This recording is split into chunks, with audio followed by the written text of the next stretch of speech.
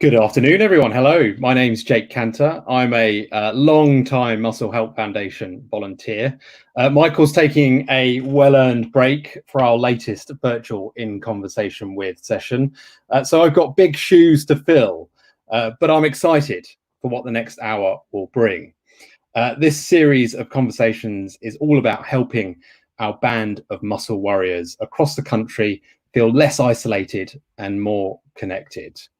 As it says on the t-shirt, I've got it here, we are stronger together, and we very much are together, albeit through the glows of our screens. Before we dive into this week's chat, a couple of bits of housekeeping. Firstly, please join the conversation. I urge you to comment, ask questions, like, share, follow, and subscribe. We are here for you guys to engage, so please do get involved, and I will endeavour to ask your questions as we go along. And members of the MHF Powerchair Football team, big shout out to you guys. I'm also looking for your input as we go along. Secondly, a quick note on safekeeping. My colleagues are watching us go out live and will take action if they spot any inappropriate comments or behaviour, but I'm sure it won't come to that. Finally, all episodes are being streamed and recorded on the charity's Facebook and YouTube channels. You can check back later at any time and watch at your leisure. Now then, I'm excited to introduce our guest this week. I'm honoured to welcome Jon Bolding, the captain of the England Powerchair Football team. When Jon is not representing the country, he plays for Aspire PFC. He loves watching the movie Free Willy, dreams of having dinner with David Beckham, and supports the worst football team in London. Sorry. He supports Arsenal. I misspoke there. I apologise. I agree with you on that at the moment. Perhaps we could talk about Arsenal a bit later. I don't know. Yeah, definitely.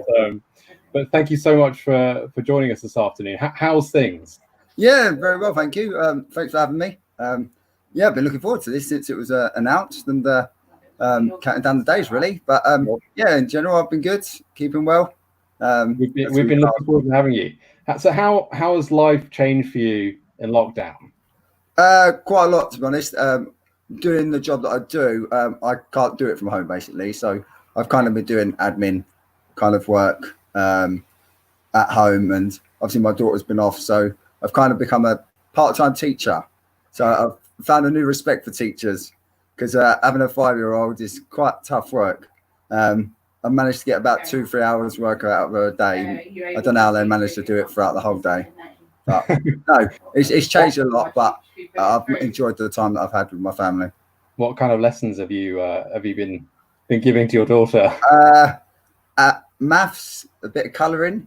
I can colour inside the lines now, so I was struggling with that before, but no, it's always good. Yeah, just phonics. Phonics is quite good at their age, getting the right pronunciations of words and stuff. So yeah, I think I've done a right job. Fantastic. So should we talk about football?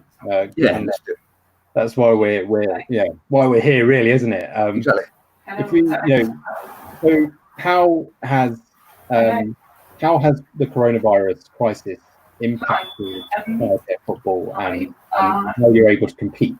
A lot. To be honest, we've had no football at all since I think we had one so far this year, national-wise, and then obviously the virus hit, and we've not been able to have any football since, because obviously being in the sport we are, all of our athletes are basically high risk, and so we cannot afford to be mixing with people and have the threat of this virus that could potentially kill us, so for the sake of everyone, we've kind of battened down the hatches and isolated for 12 weeks and obviously onwards now.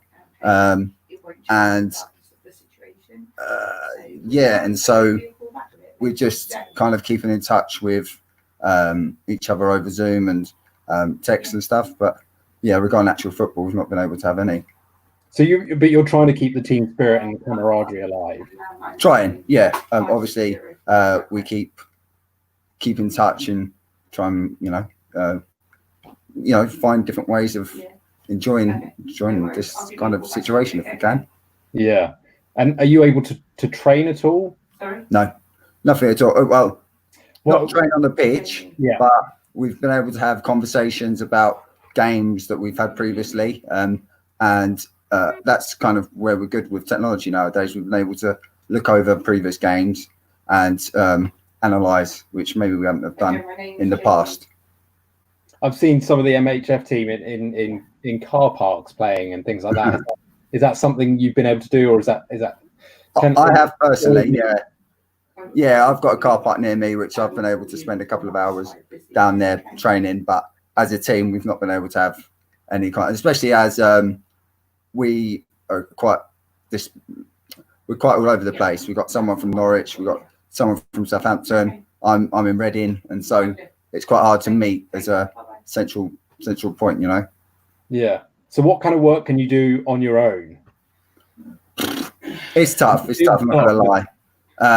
Luckily, the car park that I've got is kind of on a hill, so if I hit the ball up the car park, it'll roll back to me.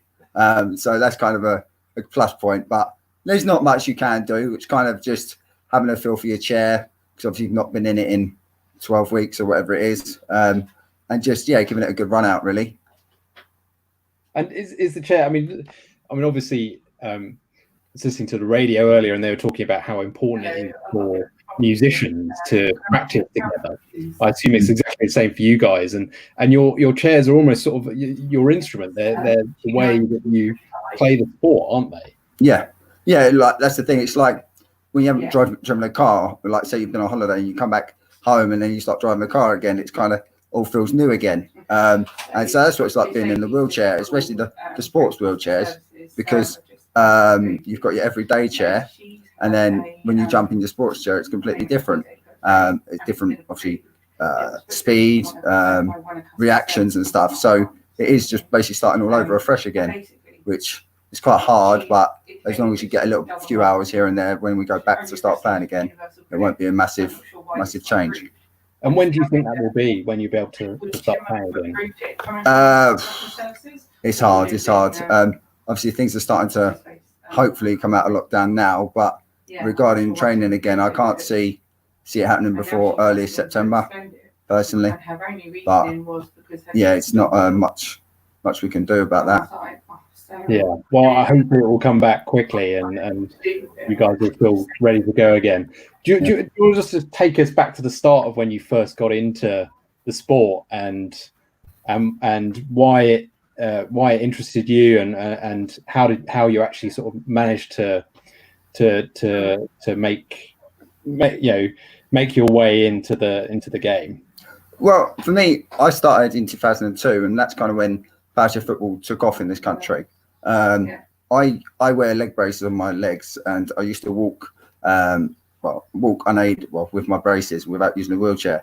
And obviously, I love football growing up, and I was part of a team called Wimbledon. You know, the old team Wimbledon. Okay. They used to have a disabled team, which it wasn't necessarily a team that would compete. It was a team just made up of all different disabilities, and they basically put on training sessions and attended tournaments here and there.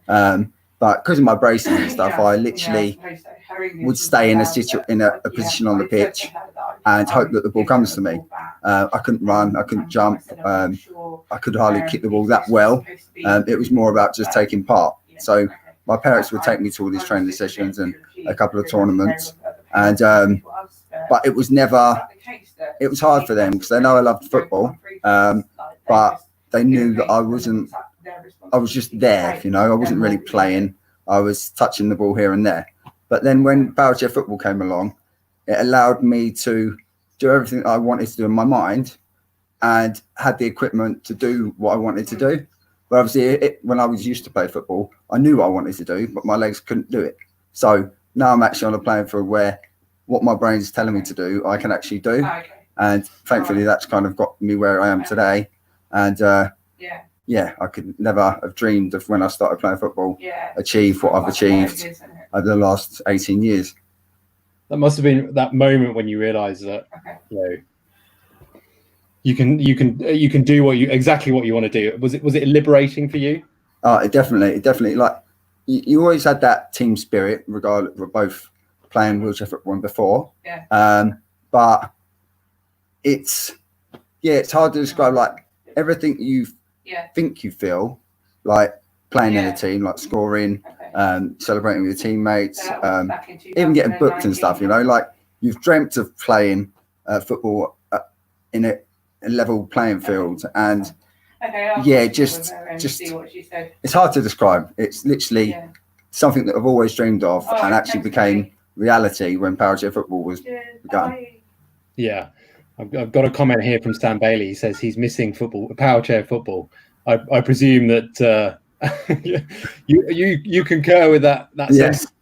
Very much, Sam. Yeah, I miss it so much, and you don't appreciate how much it is in your life until it's not there, you know. Yeah, that goes to so much, doesn't it? You don't realize what you have until it's gone. But like I say, September sounds like you guys might be thinking about getting back into action sooner rather than later, hopefully. In terms of just going back to the beginnings of your career in the sport, when did you start to realize actually I'm quite good at this? It's like the first tournament I attended, it was like the very first one in this country, and I won the tournament, but it was just a makeshift team that put together. And then 2 weeks after that, I got a phone call asking if I wanted to go to Japan to experience the game over there, because it had been happening over there, and it had been happening in America and stuff, because they'd had it a few years before we did.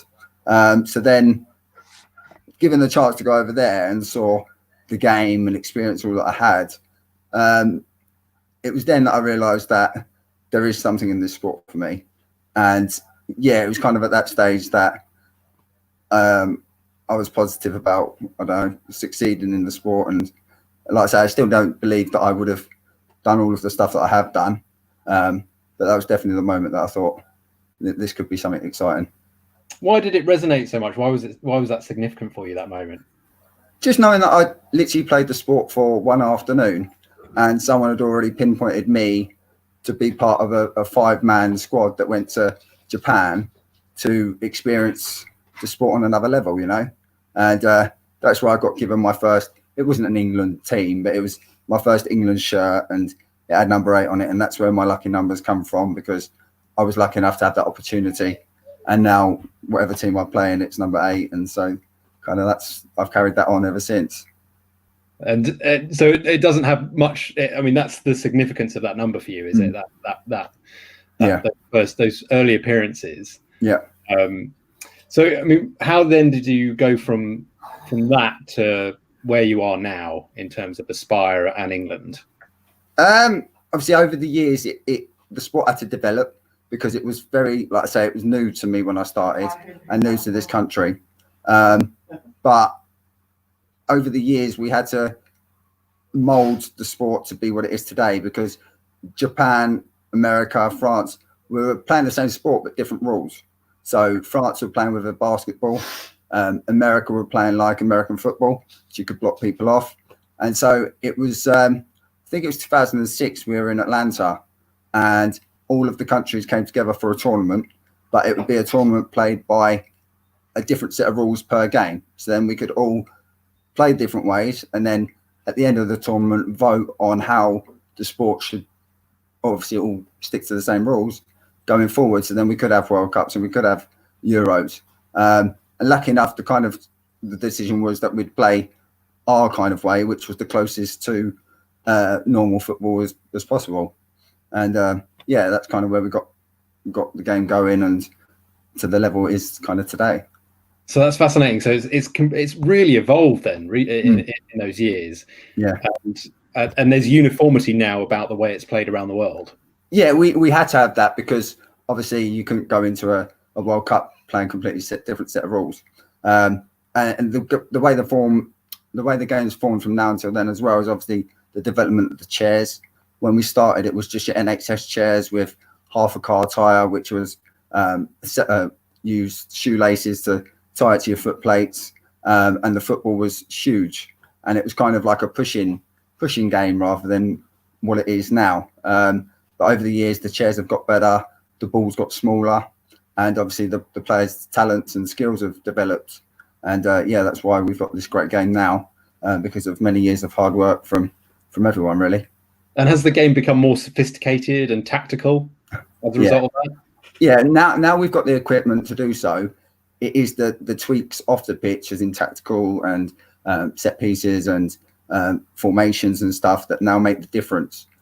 Because whereas before, it was kind of whoever had the better chair had the better team, you know. But now we're on a level playing field when it comes to that equipment. It is down to the extra touches off the pitch, tactics wise. So you're doing like set piece drills and things like that when you're training? Yeah, set piece drills, working out different formations. Like England have got a formation now where we kind of involve the goalkeeper, and that worked at the Euros. Obviously, we came away winning that last year, and so kind of that's a formation that quite a lot of teams want to adopt now, because they've seen it works, and when it works well, you get great results. So yeah, that's kind of where the game's going. Let's talk about Finland. Yeah, and your triumph. What was that like? Take us through the experience of the tournament. Must have been brilliant. It was incredible. Not a lot of people know, but when I was over there, within the first day, I was really ill, and the doctor wanted to take me to the hospital because my breathing wasn't very well. I was on a ventilator and stuff, and I was like, no, I've trained like 2 years to get to this position. I'm staying. I'll just take the tablets, etc., etc. So the first few days was quite I didn't think, obviously, I'd be playing, never mind end up winning it like we did. But once I've overcome that, obviously the group games were tough, but really enjoyable. Obviously, we had a fantastic squad, which helps, and we played some lovely football throughout the group stages. And then getting to the final, we kind of expected to get there based on our team that we had.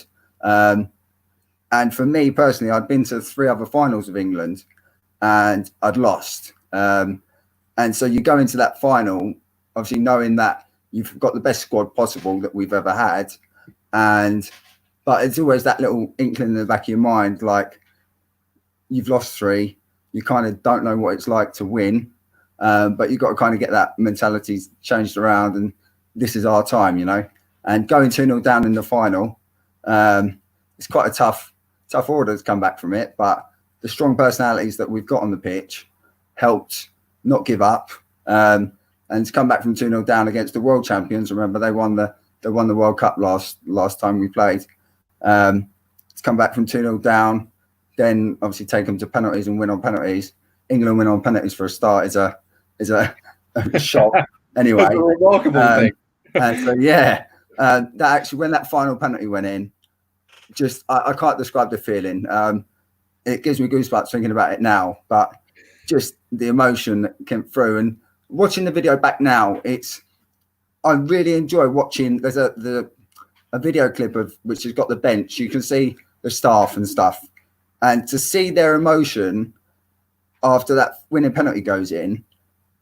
Everyone, obviously, players love the sport and we enjoy it so much, but when you see people around you that the sport isn't there, like they don't play it, but to see them have the same feeling and adrenaline that we have, and emotion that it brings to them, like the parents and carers as well, it's just like, I don't know, it's just so incredible, you know.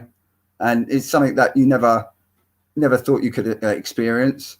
But wow, the incredible experience that we have had, I can't describe it, to be honest. I'm going to ask another question about that final in just a second. I just want to say to everyone watching, please do send in your questions. We want to encourage as much engagement as possible. Jon's here to answer all your questions and give his perspective on the game. Just going back to that final. Yeah. To have lost 2 previous finals and to be 2-0 down, and then to have the mental fortitude to come back and win, that's extraordinary. What were you thinking at that moment when you were 2-0 down, and how did you manage to dig yourself out of that hole? The first goal that went in, it went in quite early, so we knew we had plenty of time to get back. Then it was 1-0 at half time, I think, and then they scored quite early in the second half, but it was a rubbish goal we conceded, to put it that way. But we knew that we had the talent, and we knew that, like I say, we've got strong strong personalities in our team, that a never say die attitude. Being disabled anyway, you never give up in life, because otherwise, you won't get anywhere. And so being on the pitch, it's no different. We haven't got to a final to then give up when we're 2-0 down. So we just stuck to what we believed in. There's, like I say, Chris behind me talks a lot to me, which encouraged me, and then I pushed that forward to the wingers. And yeah, between us, we just kept doing what we knew we do well, and we scored 2 cracking goals. Like I said, to get back to 2-2, and then after that, it was penalties, and we know we're talented enough to score a penalty if we need to. England winning a penalty shootout, that's amazing. And so we've got a couple of questions which I'll ask now. So the first is, which players have most inspired you? And I guess that could mean both within Powerchair football and beyond. Yeah. There's a guy called Michael Archer who plays for America. He's kind of like their middleman, a bit like what I am for England and Aspire. And so for me, the first 2 World Cups, USA won. And so for me, it was kind of like, I look at him for a role model, the way he conducts himself, the way he links all the team in. Obviously, the main focus is him in their team. And so, yeah, just kind of, he was my inspiration going forward on an international level. Away from Powerchair football, it's kind of like Beckham. Beckham's a big role model to me. So I base my looks on him, as you can tell. Just the work that he does, like, he's a great footballer. He conducts himself well away from the pitch.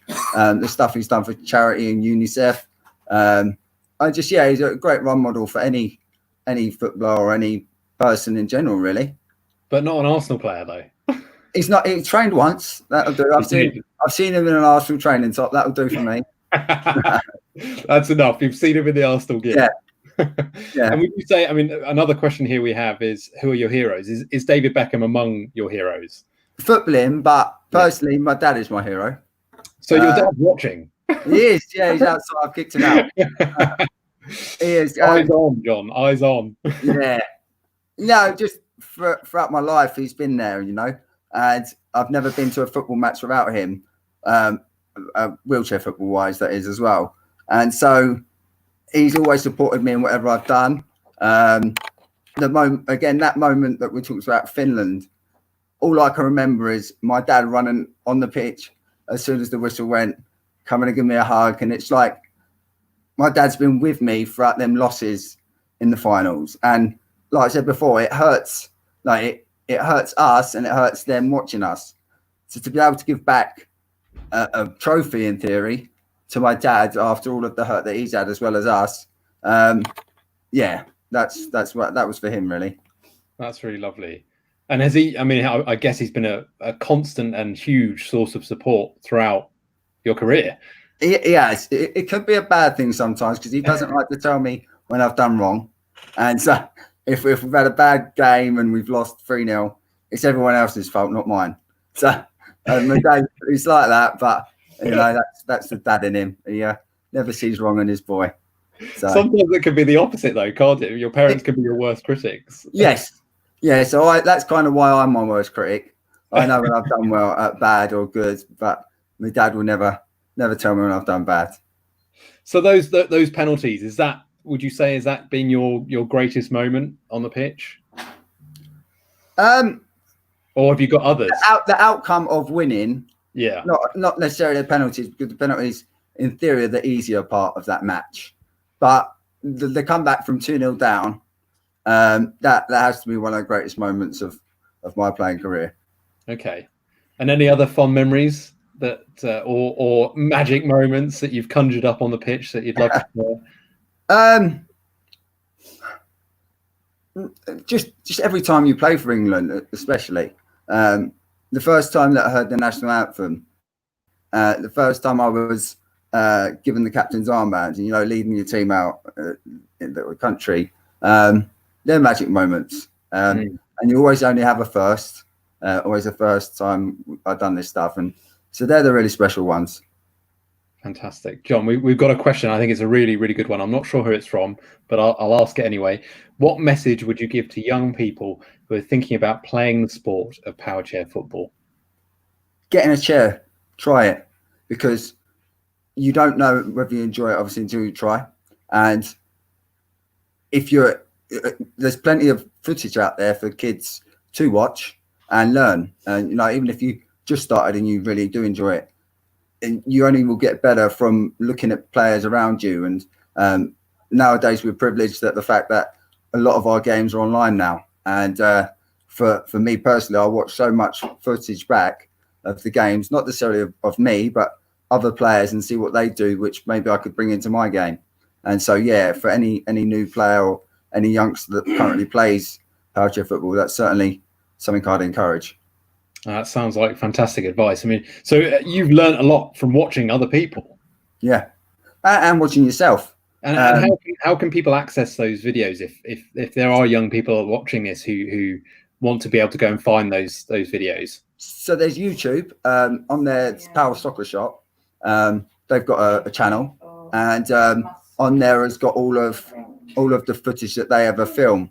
And what's good as well is that there's commentary as well. So like mainstream football, everyone likes to listen to commentary and see what their opinion of the game is. And so it's quite nice to look back. And now with National League, we can watch our National League back, which we've only had over the last few seasons. And so that's really helped the team develop. So I guess you can spy on your competitors as well, can't you? Yeah, you could do that. You could see their weaknesses and obviously play that to your strengths. Keep the questions coming, guys. We love to hear from you. We've got another one here. Are there? No, sorry, apologies. This is one of my colleagues asking a question, but they're asking a question about Harry Kane and is he someone that you look up to as well? I mean, even though he's a Spurs player, I mean, it's someone I look up to. I wouldn't say look up to, but no, he's a great striker, and he's doing a great job as captain for England. So yeah, like I say, he's done well, and yeah, hopefully he can lead us to Euros next year. Definitely, I'm sure he can. So we've had your great moments on the pitch. What about an embarrassing moment? There must have been an error that you've made, and you've just gone, oh no. I don't make errors. What error-free? Yeah, there's been quite a few air kicks, spun and completely not even hit the ball. They're quite embarrassing sometimes. Picked up a few yellow cards in my day. Come on, tell us. What?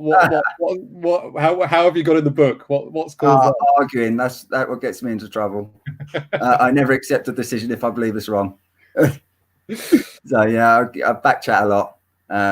I've tried to curb that a bit, obviously, as I got older. But yeah, embarrassing moments is kind of just like missing an air shot. They're quite embarrassing. So another couple of questions here.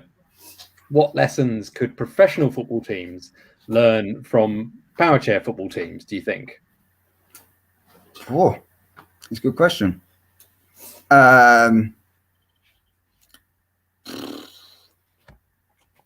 That's tough, actually. The only thing I can think of is that disabled people have a different mentality than professional people. I would see, I obviously can't say it from all professional footballers, but I would see a lot of professional footballers don't put a lot of effort in, and that's because money's involved. But when they actually see the effort and the struggles that the lads in powerchair football go through, just to get on the pitch, never mind actually win a game, it could set an example for quite a lot of professional footballers. That's a fantastic thought. Just and it sounds like the mental fortitude that you had to summon in Finland is like a fantastic example of that. Yeah, and that's the thing. Like I say, it's people don't realise that how much energy goes into a player just getting on the pitch. Never mind before the ball's even kicked off. Whereas you got your professional footballers that stroll up to training when they want, get paid a ridiculous amount of money, and then at the end of the day, they couldn't give a monkeys whether they won or lost. They go home to their nice houses and millions in the bank. But yeah, if they looked a bit lower down and saw the effort that people like us put in, they might look at football a different way. Talking of money, we have a question here about sponsorship. Do you get sponsored? From England, we're very, very lucky that the FA are backing us. They haven't always done since I've started playing. It was only been since 2014. Well, the year of 2014, we became an official England team where they gave us kit and stuff. But before that, we would have to self-fund for tournaments, etc. But no, since 2014, we've been an official England team. They provided us with kit, travel. Like we've been to Florida, we've been to Finland, and we've not had to worry about a thing. So since the FA have been on board, it's been lovely and made us feel like a real team, you know, that's really respected. It's a fantastic endorsement for the work that you're doing, isn't it? And your representation of the game. Yeah, and like I say, we've been to St George's Park training and stuff, and just to walk around there, and you've got people like Gareth Southgate walking past you, and you've got professional footballers just walking past you, and you're in the same hotel. You know, it's like it makes you feel good that you're actually being respected and appreciated for being at the top level of your sport. Do you interact with them when you're in that environment? You say hello, and obviously we've got curfews and stuff in England, so you couldn't really have a beer or anything with them. But you know, you say hi in the passing and have a photo with them and stuff. So that must be a very proud moment when you're wearing the badge and you're surrounded by professionals also wearing the badge. People who, you know, millions look up to. Mm-hmm. Yeah, it's been really nice. You're a contemporary of them. You're equal to those guys. You're representing the country. Yes, and we as England, we players, we know that, and we really are proud to do that. We don't take it for granted at all, because we know that there are many players that deserve to be in that squad or are on the verge of being in that squad, and so we appreciate every tournament we attend and every training session that we attend. And so yeah, it's definitely something we don't take for granted. Okay, a couple of other questions from our viewers. Which teams should we watch out for in the coming years? Aspire, of course. You're not going to pick up any rivals, are you? You've obviously got your main ones. Obviously, West Brom play some lovely football. They are obviously 2-time champions at the moment, so we're hoping to knock them off their perch next season. You've got some young teams coming through, like Newcastle and Leeds just got promoted from the Championship. They're really young and got some great players involved. So I'm very, very excited for the next few years of Powerchair football, because there are some great young players coming through, and excited for England really, because the next few tournaments we're going to have a really, really strong team. Yeah, and in terms of the management that you guys have, how does that differ from professional football, normal football? Obviously, I don't know, obviously, professionally how they are managed, but we're lucky enough at England to have Colin Gordon, who used to be a professional footballer. He used to play for Wimbledon and a few other teams. So he's been around that professional football circle. And so when he came to begin managing England, it was kind of like a breath of fresh air. He brought a new style of football. Like I said earlier about playing the 4 out, he introduced that to the sport, and to now allow us to play the football that we play was kind of down to him putting that tactic in place. And like I say, quite a lot of teams now, especially at Aspire, we're trying to adapt that formation, which will hopefully progress us as a team going forward. And so, yeah, he's had a massive influence on the management side of things. Yeah. And I noticed when we were asking you about up-and-coming teams, you didn't mention MHF. Is that because they're a fierce rival? Yeah, and obviously, because we're all part of one hub. Yeah, I want them to be part of my team if they're good. You know, so if they're good, they're coming in my team. But no, they'll definitely be up there. They play some great football this season, and just unlucky to miss out on the promotion. But definitely going forward next year, they should be up there, getting back into the Premier League. We've got another fantastic question here.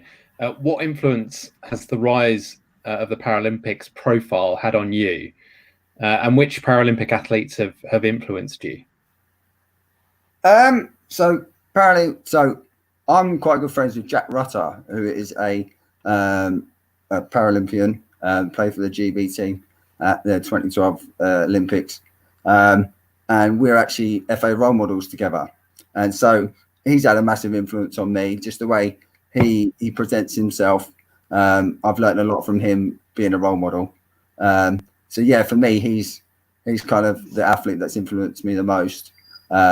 He scored some cracking goals as well for England, and it's a shame that they actually changed the classification in his sport, and so he can't play anymore, which is a bit of a shame. But yeah, CP football has been very good for him, and I loved watching it in the Paralympics.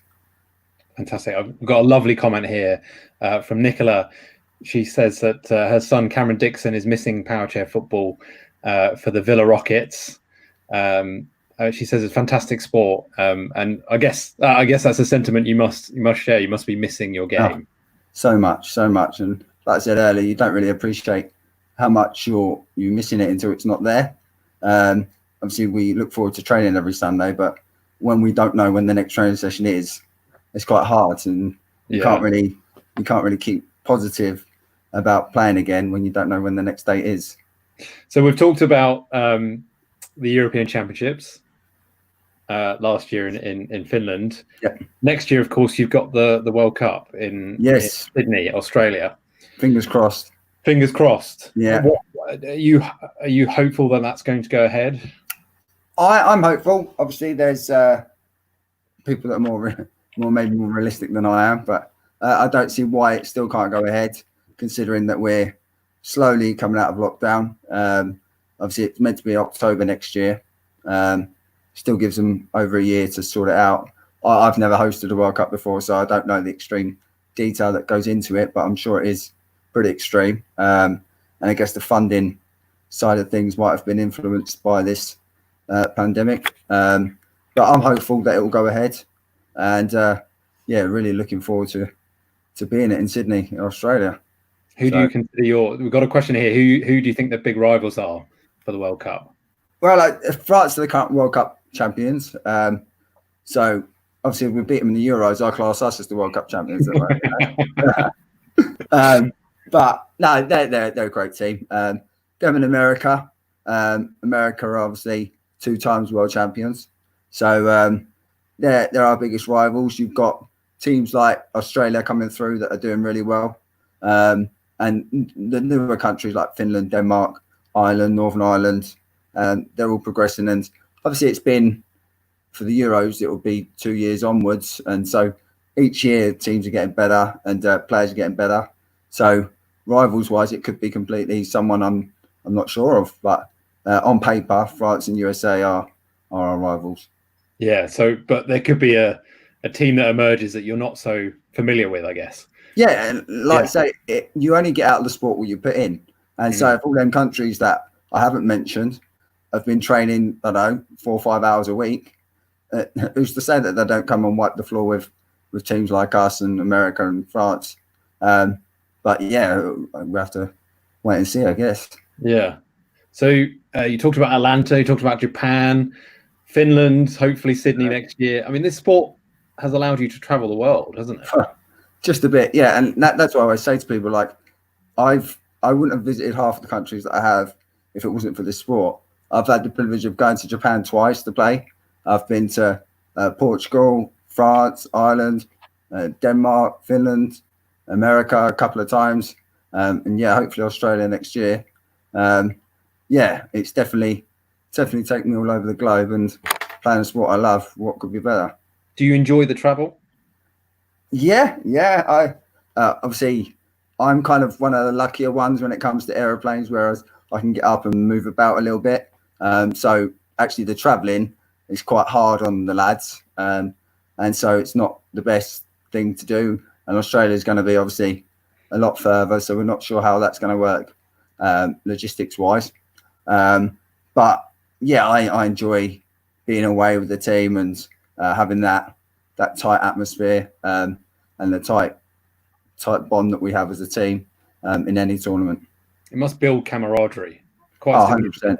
when you're in, you're all in that together, aren't you? Yeah, and you're all striving for the same thing, and you know the effort that you've all put in to get into that situation, and so it's not to be taken for granted or taken lightly once you've actually got there. And which of the countries that you visited are among your favourites? Where have you enjoyed visiting? So growing up, my parents would always take me to Florida. So for me, to be honest, I should be in Florida right now if my flight wasn't cancelled and this happened. Oh, no. So sorry to hear that. Yeah, sorry. So yeah, to actually be able to play the sport I love in the country and the place that I love, Florida was definitely my top of my list of places and experiences that I'll never forget. And someone asking about accessibility. Mm-hmm. Have there been any countries where it's been easier than others, perhaps? Where the tournaments are actually taken, the decision to host the tournament there in the first place takes into account the accessibility of stuff. And Florida, for instance, we stayed in a lovely hotel which was wheelchair accessible. The venue we played in was wheelchair accessible for everyone, spectators, players. And so, again, Florida and America are always kind of ahead when it comes to accessibility, I feel. And so, yeah, they've been a good place for accessibility-wise. But like I say, every tournament that we go to, it's always assessed prior. And that's kind of one of the decisions why it gets hosted in that country, because they've shown that they've got all the facilities to host such a major event. And do you think, what about the facilities here in the UK? Do they compare favourably to other countries? Yeah, definitely. We've got so much to offer, and I do hope one day that we can host a major tournament here on an international level, because we have got facilities within the UK that compete with the highest in other countries. Yeah. Do you think that's going to be a possibility one day that we will? Yeah, I know. This World Cup that just happened. The World Cup in Australia, we were hoping to. Well, it was between us and them to host it, but unfortunately, it went with them. But I do hope one day before I finish playing that I get the chance to play here for England. What's the process? Is it does the country make a pitch effectively, like we see with the FIFA World Cup? Yeah. I don't know the proper ins and outs, but yeah, it's basically, do you want to host it? And if so, apply by this date, and then it gets dwindled down after that. Yeah. And we have a question about your future, Jon. Whether it's quite broad, but I'll be more specific. How long are you going to carry on playing, and what does life look like beyond the game? Kind of lucky that our sport, the power chair itself, does a lot of the physical work. So as long as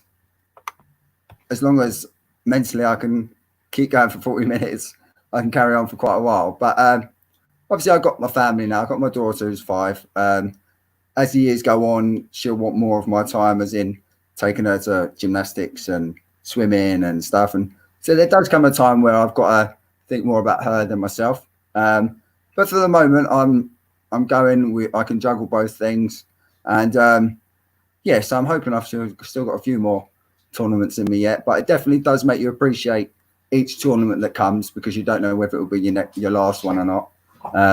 But yeah, I'm definitely looking forward to Australia, and then hopefully we'll have a couple more after.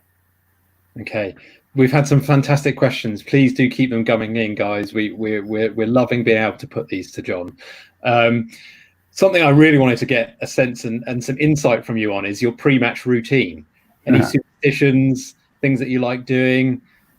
For me personally, it's a few years back, it'd be a bit of Whitney Houston on the way, but I've kind of changed it a bit then. After the couple of losses in the finals, I thought I need to scrap that. So it's kind of been like when we went away with England, we kind of have a team music list. We have 2 songs each, and it just obviously plays through, but we always start it at the same time, and it kind of ends up on the same song as we come out of the dressing room. So we're kind of all in the same sync kind of thing. But for me, it's kind of go into the venue, I listen to my own music. Around the venue, I like to interact with my team. Talking kind of allows me to forget about my nerves. I get nervous before every game, regardless if it's France or whether it's a smaller country. I just get nervous, and the way I deal with it is by talking to other players. And yeah, it just makes me forget about the nerves. I like to say the music then, as a team, when we all start the music and come out to it, it helps. And what's on the playlist? Bit of Oasis, obviously Wonderwall, you know. Sweet Caroline. Yeah, Sweet Caroline's one of the ones that gets us all going. Classic tune. A bit of Westlife. That's obviously my little added addition in there. But no, yeah, quite a few random ones. What Whitney Houston team songs were you blasting? Oh, I can't. There's too many to name up here all day. Clearly, you're a big fan, are you? Oh yeah, it's got some great music. And Absolutely. when I've warmed my voice up, I can hit them notes myself. Well, come on then. We've been talking for a while now, John. I should think your voice is... I'll get it. One day we'll get you singing Whitney Houston on live. I'm sure we'll manage that. So obviously that pre-match routine sounds quite similar to what we would expect of other footballers as well. I mean, you hear a lot about dressing rooms there and their music selections. Do you have any particular? I did mention superstitions, but do you have anything particular that you do that you just can't? Yeah, you have to repeat before every game. I go to the toilet for every game, regardless whether I need to or not. I might just sit in there for half hour, but at least it's in my routine, you know. But that's about it, really. Like, I don't have lucky pants without socks, you know. It's just kind of like, yeah. I kind of try and eat the same kind of stuff and make sure I've drunk enough. Make sure I've had the right amount of sleep the night before, because that plays a major part, especially as our sport's quite mentally fatiguing. To concentrate for 40 minutes in a game when you're high intense is what it is. I definitely sleep well the night after.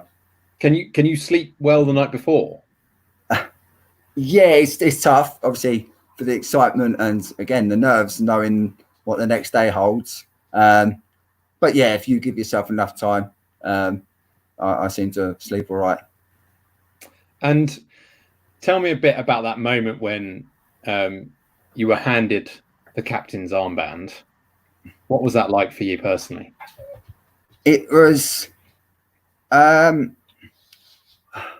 real honour, like, because you're in a team. Like for me, I was in the England team with some great players, and already had Jamil, I think it was, had the captain's armband before. When you try and progress as a player, when you're already part of that England team, the kind of next step is to become a captain. When I was captain already for my club, but in that team, you've got other great captains that are captains for their clubs. Like you've got Chris Gordon, who's a great captain for West Brom. You've got Ed Common, who's a great captain for Thunder. It's a real privilege when you do then get chosen ahead of them players, and because the manager believes in what you can offer, both on the pitch and maybe off the pitch. And that's what I feel I do quite well off the pitch. I try and include everyone together and make sure that everyone's in touch and not on their own. And yeah, I feel that adds to the team spirit. Do you have WhatsApp groups and things like that where you chat and? Yeah, we've got one for my club. We've got one through Facebook Messenger. We talk regularly on that. For England, we've got one that we chat about as well. Just keep in touch and see how everyone's doing. So we've got about 10 minutes left. If anyone is itching to get questions in, now is the time to get typing and ask something of John. We've got a couple more here. When will there be a PCF version of FIFA 2020? I wish there was. Yeah. One day, we hope. One day, yeah. If there's any of you out there that can make one, please make one. I'd love to play it. What do you think your ratings would be, John? I have to get on the phone to the FA and make sure it's up there, at least in the 90s. I think the closest thing we've got to at the moment is Rocket League. There's been a few TikToks out there of our football, which is being compared to Rocket League. And that's reaching quite a few people. So that's always nice to see, even if they do think it's called Rocket League. Yeah. And a more of a personal question here. What's your favorite meal? And do you like cooking? I don't mind cooking, but I'm not the best chef. So give me a chicken korma and rice. That would be nice. I could say that's probably one of my favourites, or a nice spaghetti bolognese. Yeah, very good. Two of my favourites actually, curry and spag bowl. Go out for a meal sometime when we can. We have that in common. So Nicola, who asked the question earlier, has got another one for you. She says her son desperately wants to work towards playing professionally, but the WFA says he's too able-bodied to move forward in the sport, but he's also too disabled to play regular disability football. Do you have any thoughts on this? It's a tough one. Obviously, I don't know the boy's disability, but if it's muscular dystrophy at a young age, obviously you're more able-bodied, obviously, than you are as you get older. So there becomes a time where that crossover happens, and you are then eligible to play powerchair football. For me, it's tough because obviously that boy would love to play football, and so I would encourage anyone that can to play powerchair football. But for the WFA, I guess, and for the Paralympics, we need classification. And on the flip side of things, we don't want able-bodied people coming into our sport and, in theory, stopping disabled people playing the sport that they love. So there has to be a cut-off from able-bodied to disabled. But obviously, I don't know the boy's situation, but I feel if he is disabled, obviously, enough to play powerchair football, then I think we should be allowed. So you're now a WFA representative, aren't you? I'm a player rep, yeah. And what does that involve for you? Just the link between the committee at the WFA and the players within our sport. Hopefully I can reach out to them, and they can reach out to me if they would like to maybe bring something up or ask a question. I can then hopefully either answer it myself or take it to the committee and try and get a stronger answer. Okay, thank you. So Sam Ardley asks, do you think powerchair football will ever be in the Paralympics? Yes, but when is another question. The last two, basically how it works, you kind of have to wait for a sport to drop out before a new sport can go in. And when that opportunity arises, you've got between 5 to 10 sports fighting for that one spot. So the last two times it's happened, powerchair football have put a case forward. The first time we only got to the first stage. The second time we got to the second stage. So we are progressing, but currently we're not obviously in it yet. So yeah. I feel each year that goes by, the sport's growing. The people's knowledge of our sport is expanding, and we have the right people in place to get us into that Paralympics. What do you think it's going to take to ensure that it happens? Is there going to be something, a moment or something for the sport that means it's considered in a more serious way? That's the problem. The people higher up taking our sport seriously. Yeah. All we can do is get the word of our sport out. The more people that know about it, it then reaches out to them people that maybe are in the higher points of the Paralympics and take note that this is a sport that people would love to see on telly. One thing that currently is not stopping us, but is a talking point, is it would be the only electric chair sport in the Paralympics. And we're at that situation with the people that make the decision that it's not the chair that does the work. It's us telling the chair that's kind of their argument at the moment, I believe, that they feel that it's the chair that does the work and it's not the individual.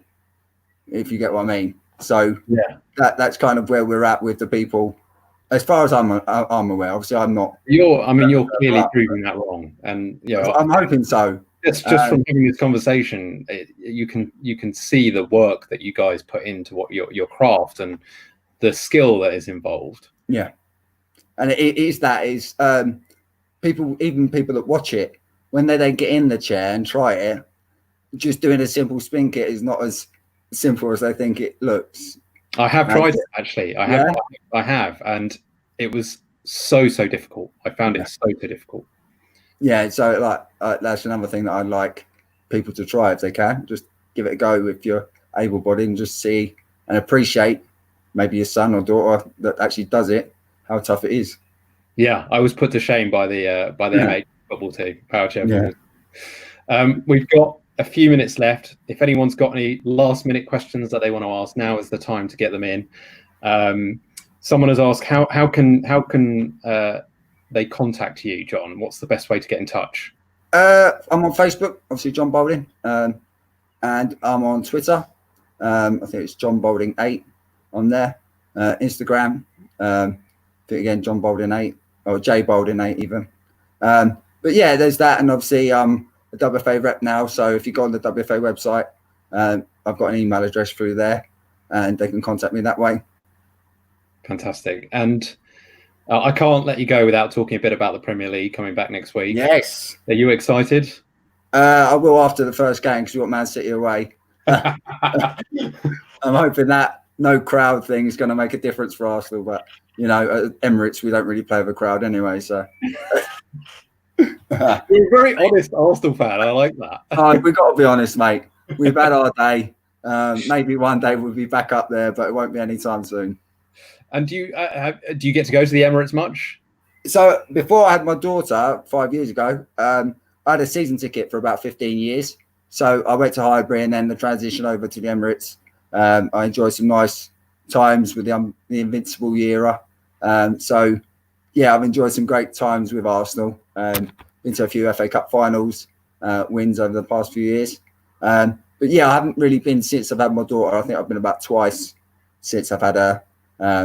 Because I refuse to pay all that money, see them not perform as well as I think they should. Yeah, but it's gonna be weird, isn't it? Watching without crowds. Yeah, very. I've been watching a bit of the German stuff, and it's very weird. But it's good to have football back, so I'm not complaining. Yeah, I mean it's gonna be like the Premier League World Cup, isn't it? Yeah, it's going to be done in a short space of time, but hopefully some results that are a bit unexpected. So we hear it was was it your daughter's birthday yesterday? Is that right? Yeah, she was 5 yesterday. So very happy birthday to your daughter. Yeah, thank you. My wife's just going to pick her up from school. So how did you celebrate?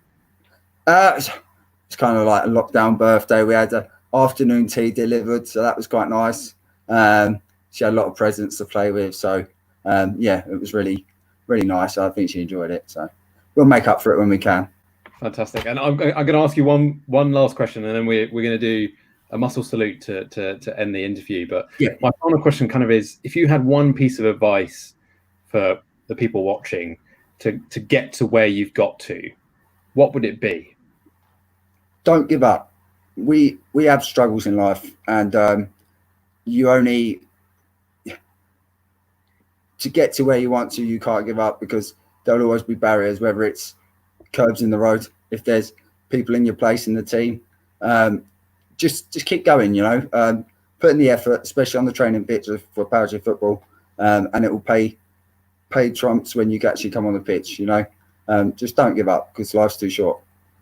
I think that's a fantastic note to end on, Jon. Let's do a Muscle Warrior salute, and then I'm going to wrap up proceedings. Thank you so much for joining us. It's genuinely been a real pleasure and a privilege. I've really enjoyed it. Thank you for having me. I'm just going to do a little wrap up message. So before we finish, we love you, the viewers, to give us your feedback. So please head to the charity's Facebook page, where you'll find a short SurveyMonkey questionnaire. If we can improve the viewing experience for you guys, we will. Also, if you'd like to make a donation in support of the Muscle Health Foundation, you'll be helping the charity expand its virtual efforts in delivering many more Muscle Dream experiences in the future. Thank you so much if you choose to do that. And for those who may wish to volunteer or fundraise for us, head to musclehelp.com. That's musclehelp.com. Message us. Let's talk. We always need new recruits and fundraising ideas. For the beneficiaries and families who have tuned in today, thank you for watching. And remember, we will always be stronger together. Please do reach out if you have any suggestions as to how the charity can support you at this time. We really value having a dialogue with you guys. And just to say, we'll be back on Friday, June the 26th at 2 p.m. for a chat with our chair, Faye Sharp. So please do look out for that. All that remains for me to do is to say thank you again, Jon. Jon, it's really been a pleasure speaking to you. Thank you. Also, thanks to everyone who's supporting behind the scenes. That's Grace, Susie, Jem, and Kate. You guys are magic. You make the magic happen. Thank you all, and have a fantastic weekend. Keep safe, everyone.